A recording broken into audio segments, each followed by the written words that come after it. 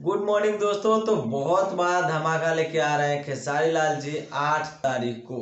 जी हाँ, 8 तारीख को दुर्गा पूजा के शुभ अवसर पर बहुत ही हाई बजट की फिल्म और बहुत ही पारिवारिक फिल्म लिट्टी चोखा रिलीज होने वाला है, जो कि 8 तारीख को रिलीज होगा। और आज का अपडेट है, खेसारी लाल जी का दो सॉन्ग रिलीज हो रहा है।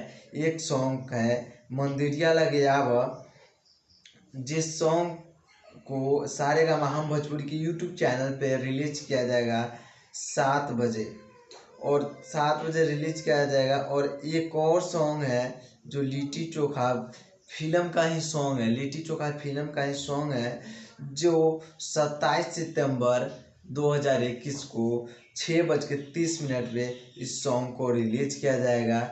इस गाने को गाया है KLY, और उनके साथ है प्रियंका सिंह, जो कि बहुत ही शानदार सॉन्ग है।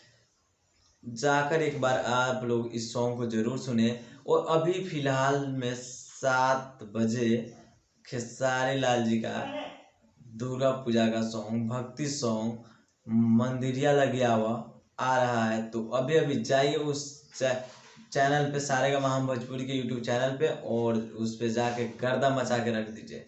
तो चलिए अभी के लिए इतना ही अपडेट, मिलते हैं नेक्स्ट वीडियो में।